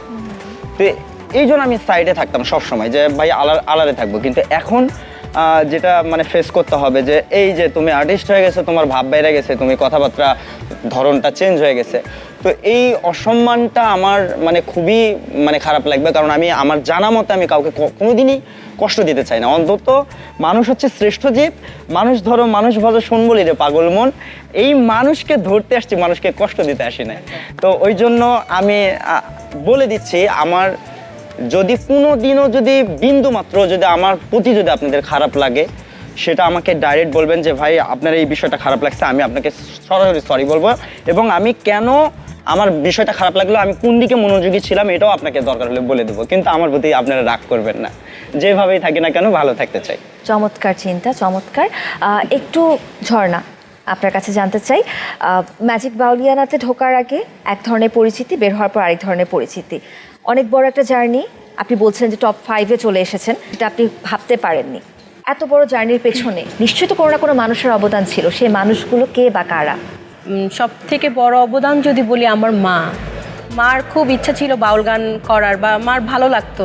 মার ফ্যামিলি ব্যাকগ্রাউন্ড অত ভালো ছিল না যে মাকে গান শিখাবে, কিন্তু মা যেহেতু পারে নাই, আমার দিয়ে মার অনেক আশা ছিল, মানে মা আমাকে দিয়ে বাউল গান করাবে। আমি তখন একদিন শুয়ে শুয়ে গান করতেছি, ওইটা হচ্ছে আধুনিক গান। আমার ঘরে ঢুকেই বলতেছে যে তুই এত সুন্দর গান করো। পরে এখন মার ইচ্ছা হইলো আমার গান দিবে, গান শিখতেছি। মা বললো আমার মেয়ে আমি বাউল গান শিখাবো। পরে আস্তে আস্তে আম্মু কষ্ট করে, মানে আব্বা গান করতে, আমাদের ফ্যামিলির কেউ গান করে না, শুধু আমি একলা, মানে আমার দাদার ফ্যামিলি, আমার নানার ফ্যামিলি কেউ না, আমি একলা গান করি। পরে মা অনেক কষ্ট করছে, স্টেজে যেমন সারা রাত বড় বড় শিল্পীরা যখন গান করে, আমাদের মতো ছোট শিল্পীরা আর কি সুযোগ কম পাই। সারা রাত আম্মা নিয়ে বসে থাকতে, একটা গান যদি আমি গাইতে পারি এর সুযোগের জন্য। অনেক এরকম দিন গিয়েছে, যাক এখন আমি টপ 5। আর এত মানুষের ভালোবাসা, এত কমেন্টস শুনি বা দেখি আমি যখন ফোনে, আমি তো মানে কি ভাষায় মানে দর্শকদের বলবো যে আমাকে এত ভালোবাসা আমি পাওয়ার যোগ্য ছিলাম না। আমাকে ম্যাজিক বাউলিয়ানা বা মাছরাঙা টেলিভিশন এতটা যোগ্যতায় নিয়ে গেছে, আমি আল্লাহর কাছে শুকরিয়া জানাই। আর ম্যাজিক বাউলিয়ানা, মাছরাঙা টেলিভিশন সবাইকে অনেক অনেক ধন্যবাদ। লাভলি দেব ম্যাম, মা, ওয়াসি ভাইয়া, রাব্বি ভাইয়া, সবাইকে অনেক অনেক ধন্যবাদ। আর আপনাকেও অনেক ধন্যবাদ। আপনি অবশ্যই প্রশংসার দাবিদার দেখেই আপনি প্রশংসা পাচ্ছেন। এবার একটু চলে যাই রজনীর কাছে। রজনীর ব্যাপারে আমি শুনেছি যে এখন যখন আপনার পর্বগুলো মানুষ দেখছে টেলিভিশনে, তখন চায়ের দোকানে একটা ভিড় জমে যায় ছোটোখাটো। একটু এই গল্পটা আপনার মুখে শুনতে চাই আমি। আমাকে নিয়ে ছোটবেলা থেকেই সবার একটা আশা যে হচ্ছে অমুকের মেয়েটা অনেক দূরে যেতে পারবে, যেহেতু তার কণ্ঠটা ভালো।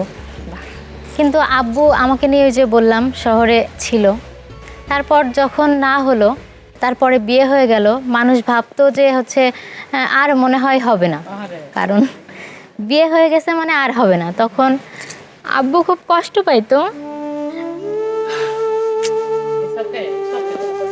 এটাই তো মানুষের জীবন বাবা, বলো।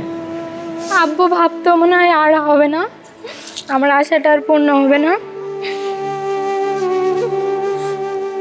এই যে এখন আব্বু এত খুশি হবে, তুমি গাইছো, আমরা সবাই শুনছি, সবাই দেখছি, আমারও আমাদের ভালো খারাপ লাগছে। লাগতো যে আমি মনে হয় আব্বুর স্বপ্নটা আর পূরণ করতে পারবো না।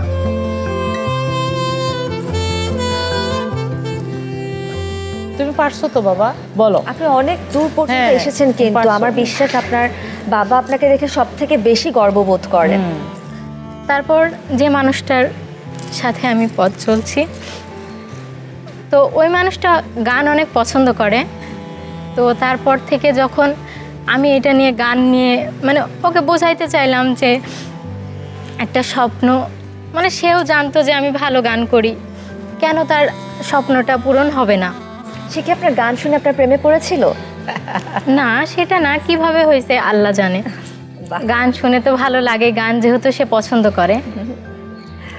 তো তারপর থেকে আমার পিছনে সে অক্লান্ত পরিশ্রম করে, মানে তার জীবন ত্যাগ করে বললেই হয়, সে ত্যাগ করে আমার পিছনে ছুটছে যে ওকে আমি ওর স্বপ্নের জায়গায় নিয়ে যাব।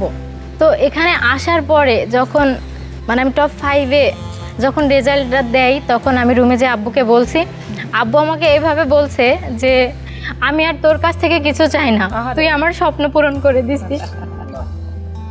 শুনে আমার খুব ভালো লেগেছে। আচ্ছা, এখানে আমি আরেকটু যোগ করতে চাই। ক্যাম্প থেকে একদিন আপনি খুব অসুস্থতার কারণে চলে গিয়েছিলেন, আপনি বলেছিলেন যে আপনি আর কন্টিনিউ করতে চান না, এবং আমি শুনতে পেরেছি যে পরিবার থেকে মানে এক প্রকার জোর করে আপনাকে পাঠিয়ে দিয়েছে আবার ক্যাম্পে। এই গল্পটা একটু ছোট করে আমাদের সাথে শেয়ার করুন। আমি যখন অসুস্থ হয়ে যাই, তখন তো আমি বলছিলাম যে চলে যাব, মানে আর পারছিলাম না। তখন যাওয়ার পরে আমি ভাবছিলাম মনে হয় বাসা থেকেই ঘুরে আসবো, একটু শক্তি পাইলে আসবো, কিন্তু আমাকে বাসায় যেতে রাখতে চাইনি যে বাসায় যাবে না। তো আমি ঢাকাতেই ছিলাম, উত্তরাতে ছিলাম, মানে আমার এলাকার এক ভাইয়া, উনি আমাকে খুব হেল্প করছে। মানে এখানে আমার হাজব্যান্ড সেখানে আছে, আমি অসুস্থ বলে সে সেখানে আছে। তো ওই ভাইয়ের প্রতি আমি অনেক কৃতজ্ঞ যে তাকে রাখছে। তো আমি বাসায় যাইনি, আব্বু তখন বলছে, মানে এমন অবস্থায় বলছে, আমি তোর হাত জোর করে বলছি তুই বাসায় আসিস না, তুই হচ্ছে আমার মুখের দিকে তাকিয়ে তুই গানটা কর, তোর এবার অনেক ভালো হবে, আমি বুঝতে পারছি তুই ভালো করবি। তোর হাত জোর করে বলছে তুই বাসায় আসিস না, বাবা মার দোয়া। তুই চলে যা, তুই তাড়াতাড়ি চলে যা। তো মানে এমন হয়েছে যে তোকে মনে হয় আর নিবে না, তুই অসুস্থ হয়ে গেছিস, তুই তাড়াতাড়ি দেখ চলে যা, না হয় কিন্তু তোকে নিবে না, মানে এই জোরটা ছিল। আমি একটু ইন্টারাপ্ট করি, সেটা হচ্ছে যে ওর সাথে কথা হয়েছে আমার, ওর বাড়ির যে কন্ডিশন, ইভেন আমি বলবো যে ও লাকিয়েস্ট। কেন? ওর হাজবেন্ড শুধু না, ওর শ্বশুর শাশুড়ি তারা ওকে প্রচণ্ড হেল্প করে, মানে আমাকে বললো। এবং এটা আমি বলতে চাই যে বিয়ের পর বাঙালি মেয়েদের বিশেষ করে এই জায়গাটা বেশিরভাগই কপাট পড়ে যায়, যে এক্সট্রা কারিকুলাম অ্যাক্টিভিটিসটাকে বাঁচায় রাখা বা প্রকাশ করা, মেধার বিকাশ ঘটানো। তো আমি বলবো যে এটা আইডল, ওর শ্বশুর শাশুড়িও যে ওকে যেভাবে সাপোর্ট দিয়েছে এখানে আসার জন্য, আমি সব সময় তো বলি এবং ওর হাজবেন্ড, তাই না, এই ব্যাপারটা কিন্তু আমার কাছে খুব ইউনিক লেগেছে। এবং আমার শ্বশুর মানে যখন চায়ের দোকানে যায়, যখন মানে বলে যে মানে সবাই দেখে, মানে সে অনেক গর্ববোধ করে। আর আমাকে নিয়ে তার অনেক স্বপ্ন, মানে আমার এটা মানে উপর থেকে সেট হয়ে আসছে।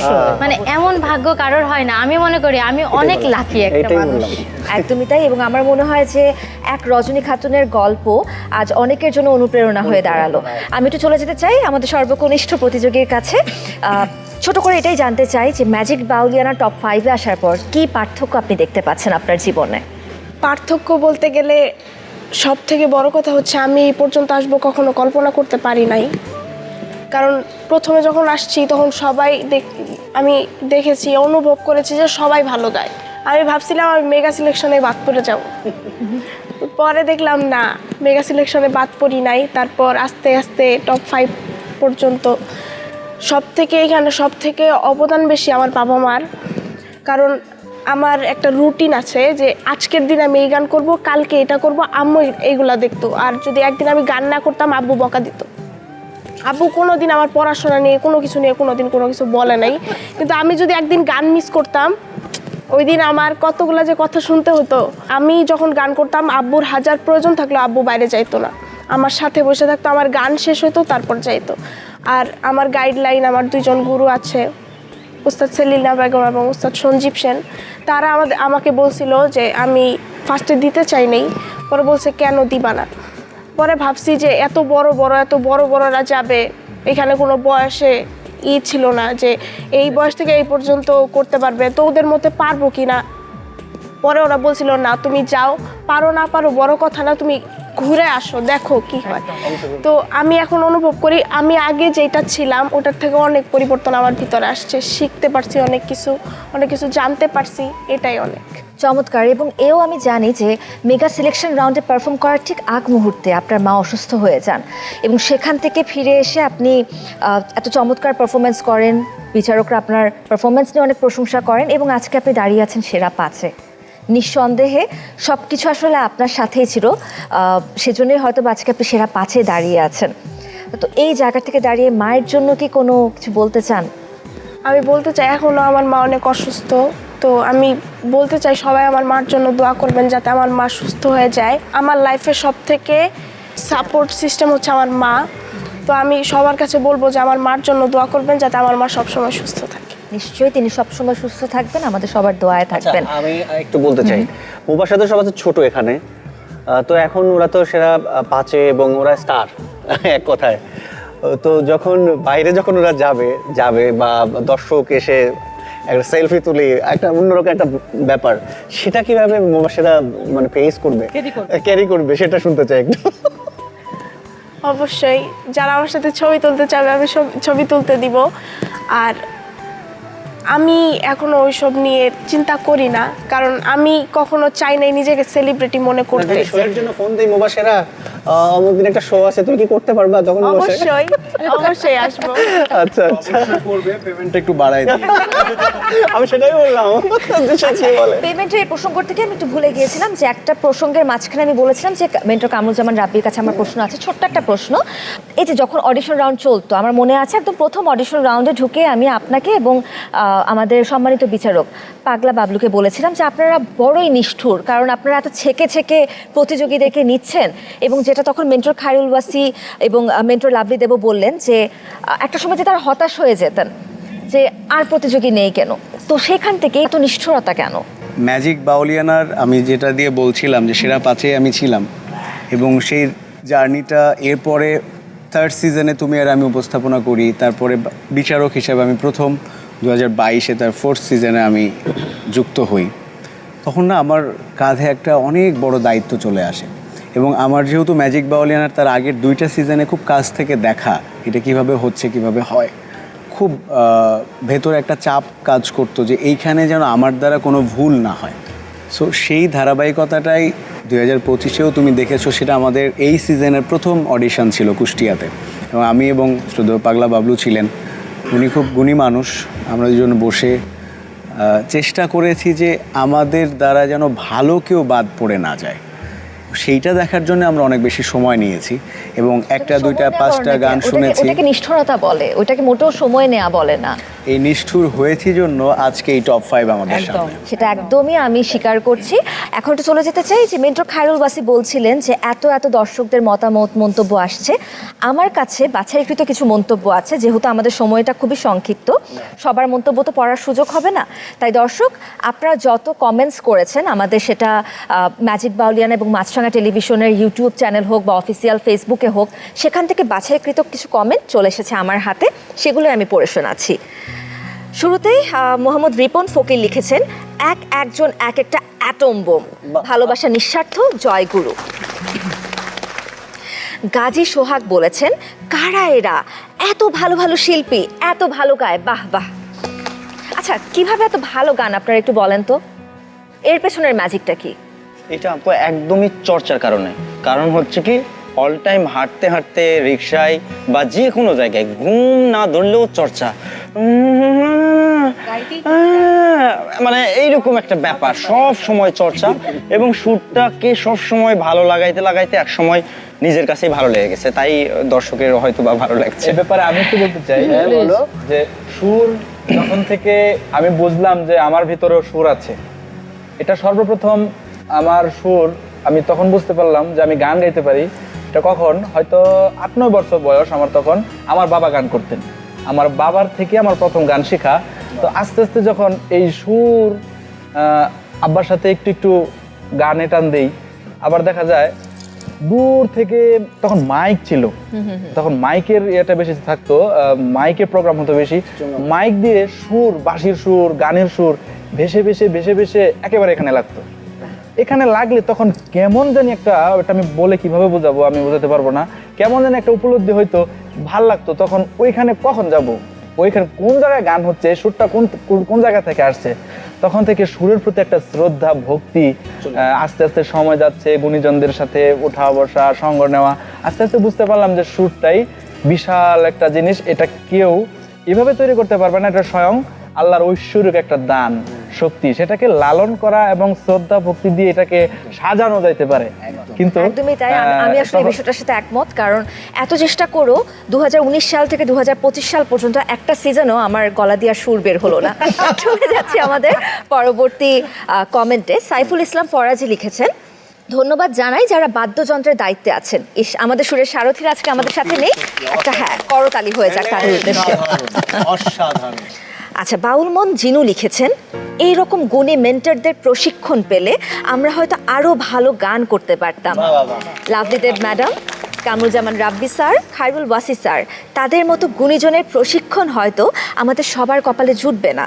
আমার বাড়ি সুনামগঞ্জ শাল্লা গোয়ানি গ্রামে, তাদের মতো গুণীজনের প্রশিক্ষণ যারা পেয়েছেন তারা ভাগ্যবান। অনেক ধন্যবাদ।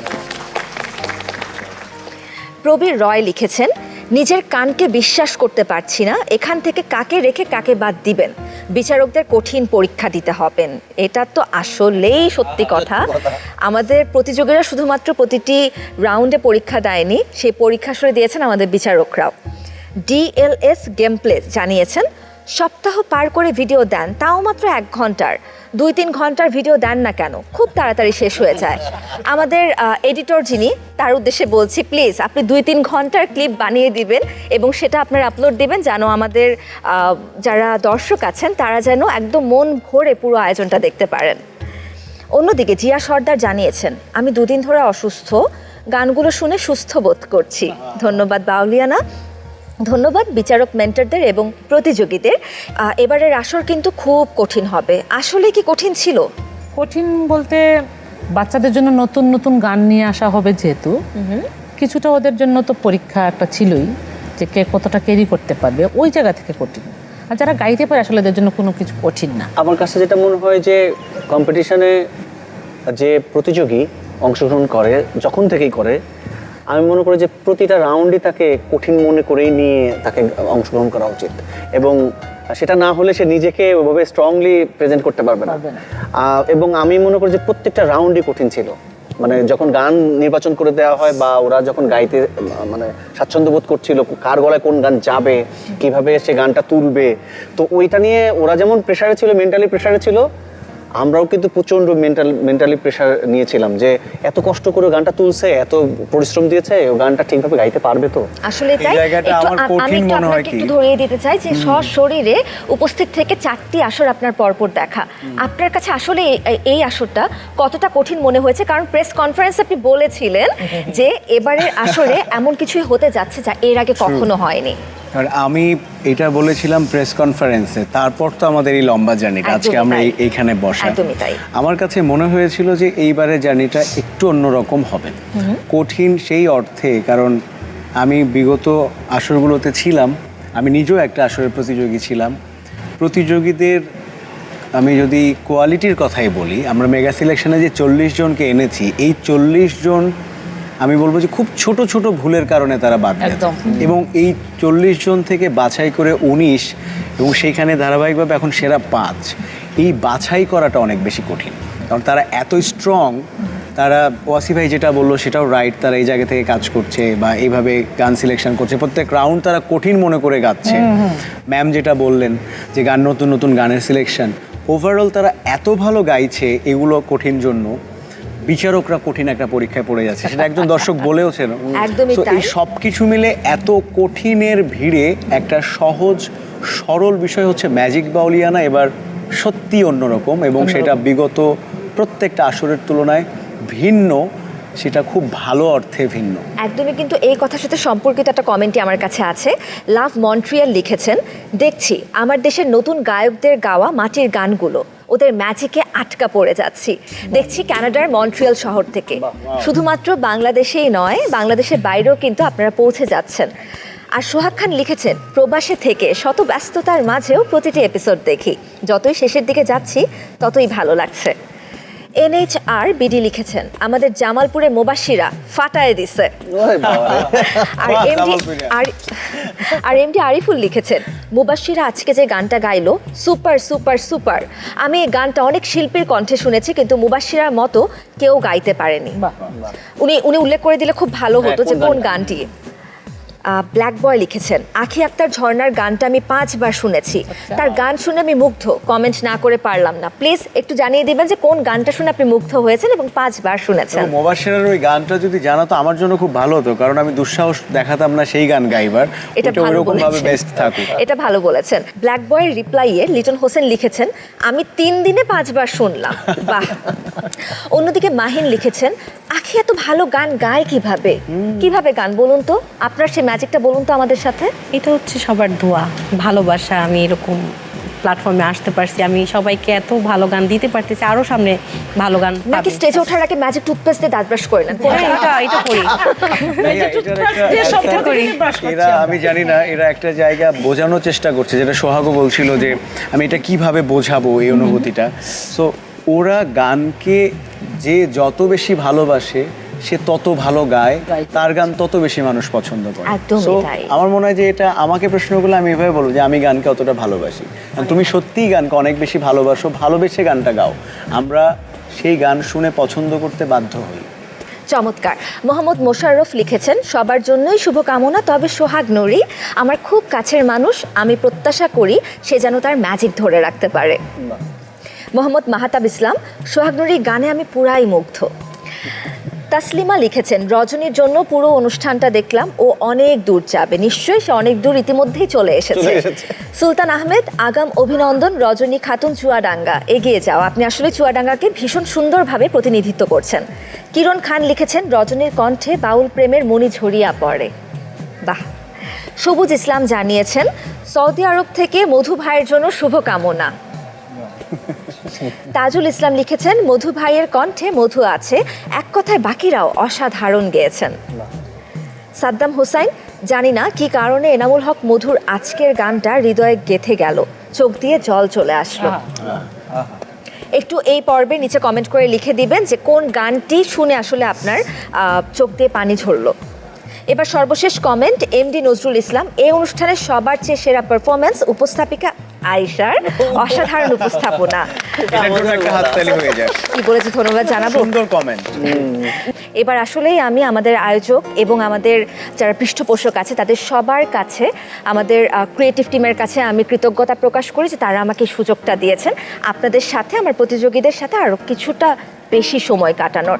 দেখতে দেখতে এই সেগমেন্টের একদম শেষ দিকে চলে এসেছি। এই মুহূর্তে বিদায় জানাতে চাই আমার 3 গুণী মেন্টরকে। অনেক ধন্যবাদ আমাদের সাথে থাকবার জন্য এবং আজকের এই পর্বটাকে আপনাদের উপস্থিতি দিয়ে আরও বেশি আলোকিত করে দেবার জন্য। অনেক অজানা তথ্য আপনাদের থেকে শুনলাম। এই মুহূর্তে আমি শুনতে চাই আপনাদের ক্যাম্প লাইফের গল্প। এই যে এতগুলো মানুষ, সেরা 40 থেকে সেরা 19কে সাথে নিয়ে আমরা ক্যাম্পে প্রবেশ করলাম। এক রুমে এতজন মানুষ কিভাবে অ্যাডজাস্ট করেছিলেন? কেউ তো কাউকে চিনতেন না, অসুবিধা হয়নি কারোর সাথে? একটা জিনিস খুব খারাপ লাগতো যে ফার্স্টে যখন আসলাম, আসার পরে কেউ কারোর সাথে কথা বলে না। আমি কারোর সাথে মানে কথা বলতে গেলেও কথা বলে না, তো ফার্স্টে অনেক খারাপ লাগছে, কারোর সাথে কথা বলতে পারি নাই, বাসায় সবাইকে রেখে এখানে আসছি। মানে যখন আসার আগে মনে হয়েছে কি যে শেষ, আমি থাকতে পারবো না। এখানে আসার পরে 5-6 দিন এরকম মনে হয়েছে। 6 দিনের মাথায় আমি ফার্স্ট হচ্ছে নূর আপু, ওই নূর আপুর সাথে কথা বলি, সৈয়দা হুজাতুন হ্যাঁ নূর। হুজাতুন নূর। তো তারপর ওর সাথে ভালো লাগার একটা মানে একটা মুহূর্ত কাজ করে ওর সাথে। তারপর শিখা আপুর সাথে, ওরা দুইজন যখন চলে গেল, তারপর কৃপা আপুর সাথে। কৃপা আপু যখন চলে গেল তখন দেবযানী দি, রজনী আপু আর হচ্ছে আখি আপু, এই 3 জনের সাথে একটা ঘনিষ্ঠতা বেশি কাজ করলো। তারপর ভাইয়াদের মধ্যে প্রিন্স ভাইয়া ছিল, তারপর রুবেল রানা ভাইয়া ছিল, তারপরে আমির ফকির ভাইয়া ছিল। তো ওদের সাথে অনেক ভালো বন্ডিং হয়। তো এদের সাথে, এই 2 জনের সাথে, একে তো আমি বাবাই ভাবি, সোহাগ নুরি আমার বাবার মতো এখানে। তো ওরা যখন ছিল তো অনেক ভালো লাগতো, এখনও ভালো লাগে, কিন্তু আগে যেই সময়টা মানে এখন একটু বোরিং লাগে, কারণ রুমটা ভরা ছিল, মানুষ কথাবার্তা হইতো। এখন একটু একা একা, 3 জন, আমরা 3টা মেয়ে, তারপরে আমরা অনেক মজা করি।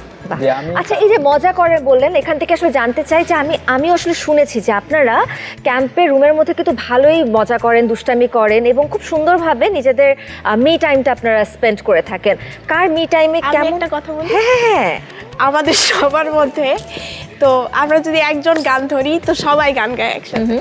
তো এমন হয় যে যে কথাটা ভুলে যায়, ওয়াশরুমে যাই, তখন গোসল করি, ওই টাইমে অনেক চিল্লাই গান করি। তো এইসব ভাইয়ারা, এর মধ্যে আমির ভাইয়া এইসব শুনতো, শুনে আমাদের নিয়ে অনেক রোস্ট করতো যে আমরা ওয়াশরুমে গিয়ে গান করি।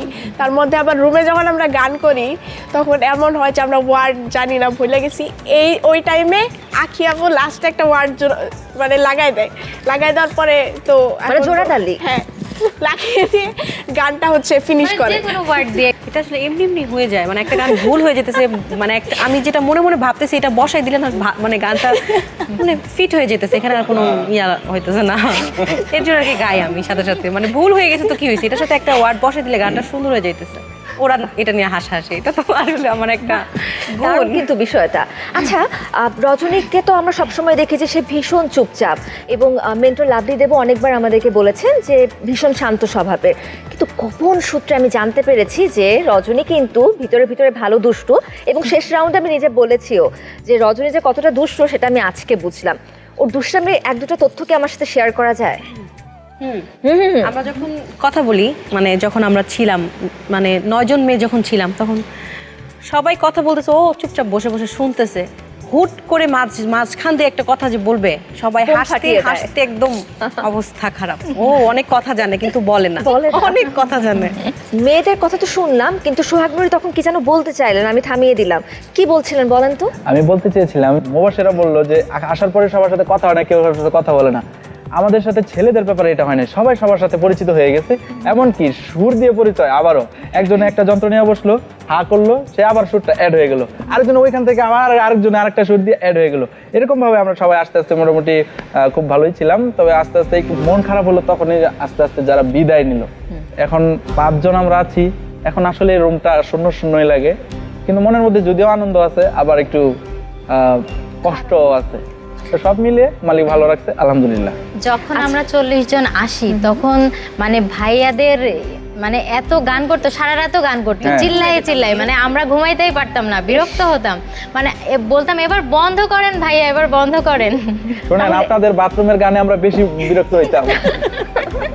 কিন্তু আমি দেখতাম যে আপনারা হচ্ছে কি সকাল থেকে রেওয়াজ করতে বসতেন বা প্র্যাকটিস করতে বসতেন, এবং প্রায় এমনও হয়েছে যে অনেক রাত পর্যন্ত আপনারা প্র্যাকটিস করছেন।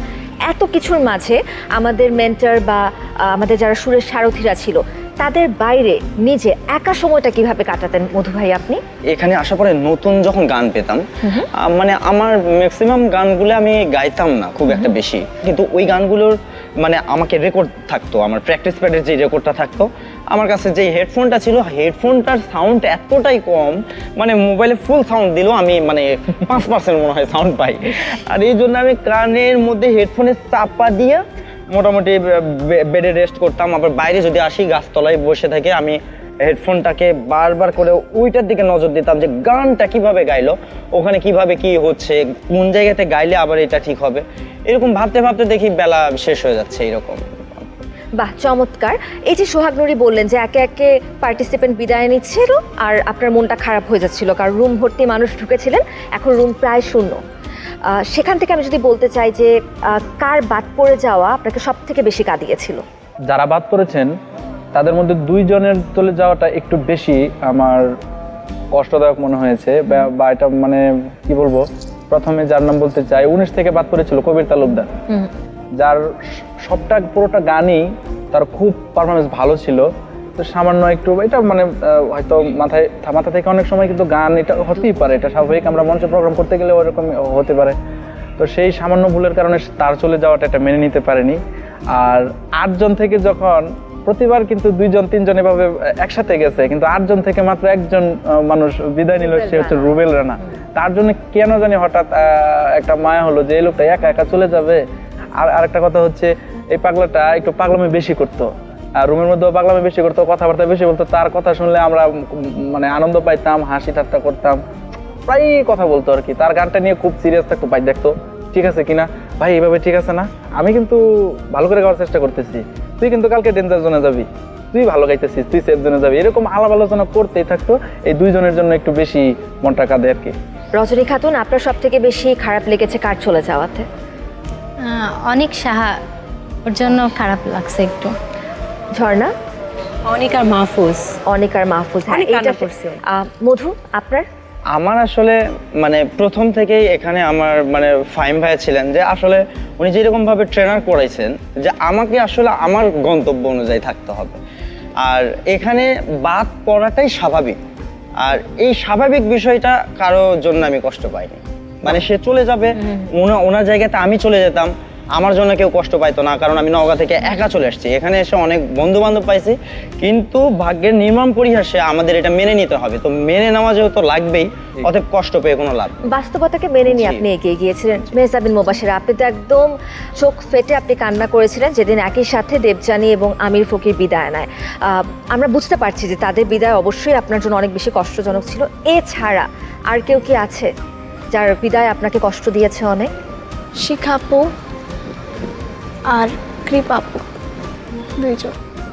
আচ্ছা, নিশ্চয়ই যেহেতু তারা দেখছে আজকে, তারাও খুশি হবেন যে এভাবে আপনারা তাদেরকে মিস করছেন। আচ্ছা, অনেক মন খারাপের কথা হলো, এবার একটু প্রসঙ্গ বদলাচ্ছি। এবার আমরা খেলবো র্যাপিড ফায়ার। আমি একটা প্রশ্ন করব, একে একে পরপর উত্তর দিয়ে যাবেন, ভাবনা চিন্তা করা যাবে না। প্রথম প্রশ্ন, সেরা 5-এ আসার ক্ষেত্রে কোন রাউন্ডটা সবচেয়ে কঠিন বা চ্যালেঞ্জিং ছিল? মধু। আমার কাছে সেরা 5টাই সবচেয়ে বেশি চ্যালেঞ্জিং ছিল। ঝর্ণা। যখন 15 থেকে আমরা 12তে আসি তখন। রজনী। সেরা 7 থেকে সেরা 5-এ আসা। সোহাগ। আমারও সেম মনে হয়, সেরা 7 থেকে সেরা 5-এ আসাটা কঠিন ছিল। মেজাবিন। সেরা 12 থেকে সেরা 10-এ আসাটা। বাহ। কাকে সবচেয়ে বেশি কঠিন প্রতিযোগী মনে হয়েছে? সোহাগ নুরি ভাই। সোহাগ। সরি সোহাগ নুরি আব্বা। আচ্ছা, সোহাগ নুরি আব্বা বলেন। মুবাশিরাকে আমার কঠিন মনে হয়। বাহ। রজনী। দেবযানী, কারণ কম্পিটিশনটা শুধু ওর সাথেই হয়ে যেত আমার। আচ্ছা। আখি।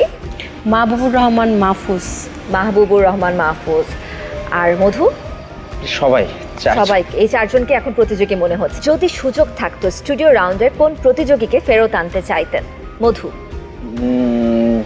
আমার ওই ছোট আদরের ভাইটা অনেক সাহা। অনেক সাহা। ঝর্ণা। নাম জানি কি ওর, ওই যে পিঠা খাইবার চায়, আমাদের রাজু। রাজু ভাইয়া। রজনী। অনেক সাহা। অনেক সাহা। সোহাগ নুরি। মাহবুবুর রহমান মাহফুজ ভাই। মেহজাবিন। মাহবুবুর রহমান মাহফুজ ভাই। বাহ। আমার আসলে মনে হচ্ছে এখন যে আমার হাতে যদি কোনো পাওয়ার থাকতো, আমি তাহলে সেই পাওয়ারের ম্যাজিক দেখিয়ে এই মানুষগুলোকে আসলে এখানে নিয়ে আসতাম। চলে যাচ্ছি পরবর্তী প্রশ্নে। এ পর্যন্ত আসার পেছনে কার অবদান সবচেয়ে বেশি? মধু। আমার আপনার নিজের অবদানটাই বেশি। ঝর্ণা। মা আর আমার মেজো আপু, আমার ফুল ফ্যামিলি সবাই। বাহ। রজনী। আমার হাজব্যান্ড। বাহ। আচ্ছা, প্রশ্নটাতে পরে আসছি। সোহাগ। যে আমাকে রেজিস্ট্রেশন করার নাম্বারটা দিয়েছিল রাসেল নুরি, তার কথাই বলতে চাই। পাশাপাশি আমার অর্ধাঙ্গিনী যিনি আমার স্ত্রী, সে দুইজনই। বাহ, চমৎকার। মেহজাবিন। আব্বু আম্মু। আচ্ছা, বিচারকদের মধ্যে কাকে সবচেয়ে বেশি কঠিন মনে হয়েছে? এটা কিন্তু সত্য উত্তর দিতে হবে। মেহজাবিন। পার্থ স্যার। আচ্ছা। আসলে পার্থ স্যার। এটা কি সবার কোশ্চেন আছে? আচ্ছা, মেন্টরদের ক্ষেত্রে কাকে সবচেয়ে বেশি বন্ধুত্বপূর্ণ বলে মনে হয়? আখি। লাভলিদেব ম্যাম। ম্যাম। মধু। মোটামুটি 3 জন সমান আছে। 3 জনের সমান আছে। খুবই ডিপ্লোম্যাটিক অ্যান্সার দিলেন আপনি। অস্বীকারও করছে জি। আচ্ছা, সোহাগ আর মেহজাবিনের কাছে কাকে বেশি বন্ধুত্বপূর্ণ বলে মনে হয়? Lovely ma'am. এ ব্যাপারে আমি 3 জনকে সমান দেখতেছি। 3 জনই একেবারে এরকমই বন্ধুত্ব। 3 জনই। আচ্ছা। না, আমি এটা কেন বললাম, কারণ আমরা তো মেয়ে, সব তো আর বলা যায় না। একদমই তাই। এই জন্য খুব চমৎকার উত্তর পেলাম সবার থেকে। দর্শক, আমরা এই অনুষ্ঠানের একদম শেষ পর্যায়ে আছি। একদম শেষ দিকে এসে জানতে চাই আমাদের এই সেরা 5 প্রতিযোগীর আগামীর স্বপ্ন কি, অর্থাৎ ম্যাজিক বাউলিয়ানার মঞ্চ থেকে যখন আপনারা কিছু না কিছু পেয়ে নিয়ে বের হবেন, তারপরের স্বপ্নটা কি? প্রথমেই মেহজাবিন। সারা জীবন গান নিয়ে বাঁচতে চাই, থাকতে চাই গানের সাথে, লাইফের শেষ পর্যন্ত গানের সুর নিয়ে থাকতে চাই। চমৎকার। আখি আক্তার। ঝর্ণা। অনেক দর্শকের ভালোবাসা, যে আমি হয়তো লাখ কোটি টাকা দিলে এগুলো আমি ক্রয় করতে পারতাম। আমি এই ম্যাজিক বাউলিয়ানা থেকে যা ভালোবাসা পাইছি। অনেক ধন্যবাদ। রজনী খাতুন। প্রথমেই বলবো গানটাকে আমি প্রফেশনালি নিতে চাই এবং সারা জীবন নিয়ে যাব, এটাই। আর বকুলের কি হবে? ওরাও থাকবে। ওদেরকে ভুলে যাবে না তো? না। বাহ, চমৎকার। মধু। ভবিষ্যতের আমার যে স্বপ্নটা, আসলে ক্ষণস্থায়ী জীবনে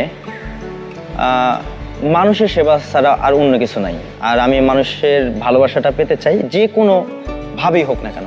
হয় সঙ্গীত হোক, না হলে যন্ত্রশিল্পী হিসাবে হোক, না হলে যে কোনোভাবে এক পথচারী হিসাবে হোক। এটা আর সঙ্গীত নিয়ে যেহেতু আছি, আমি সঙ্গীত নিয়ে তাদের মনের মধ্যে অনেক বিশাল একটা জায়গা করতে চাই, বাংলাদেশকে রিপ্রেজেন্ট করতে চাই সারা বিশ্বের কাছে। নিশ্চয়ই আপনার সেই স্বপ্ন পূরণ হবে। সোহাগ নুরি। আসলে সুর এমন একটা জিনিস, আমি এই সুরকে নিয়েই সারা জীবন বাঁচতে চাই।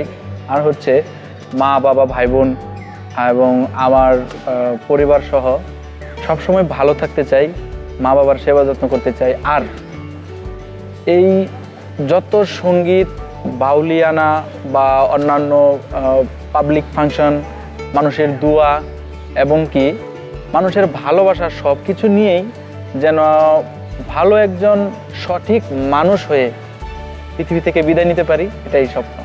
অনেক সুন্দর কথা বলেছেন, তবে এই মুহূর্তে আপনাকে তো পৃথিবী থেকে বিদায় নিতে দিচ্ছি না। তবে দর্শক, এই পর্ব থেকে বিদায় নেবার সময় চলে এসেছে। আমরা শুনছিলাম আমাদের সেরা 5-এর মনের কথা, অনেক অজানা তথ্য আপনাদের সাথে সাথে আমিও শুনলাম। তবে সময় হয়ে গিয়েছে তাদের চূড়ান্ত যুদ্ধের জন্য প্রস্তুতি নেবার। আর এই প্রস্তুতি পর্বে আমাদের জমজমাট আসরগুলো কিন্তু একদমই মিস করা যাবে না। সেই মহাযুদ্ধের সাক্ষী হবার আমন্ত্রণ জানিয়ে আমি আয়েশা খান আজকের মতো বিদায় নিচ্ছি। তবে গানে গানে, যেহেতু গানের 5 জনকে নিয়ে আমি বসে আছি, তাহলে আপনাদের পছন্দের কোন একটা গান দিয়ে আমাদের আজকের এই আয়োজন শেষ করতে চাই। তাহলে কোন গানটি গিয়ে শোনাবেন? যে গানটি আমরা সবাই মিলে করতে চাই, দিল না নীল মন দিল না, এই গানটি। চমৎকার, শুনে নেই তাহলে। 1 2 3 গো।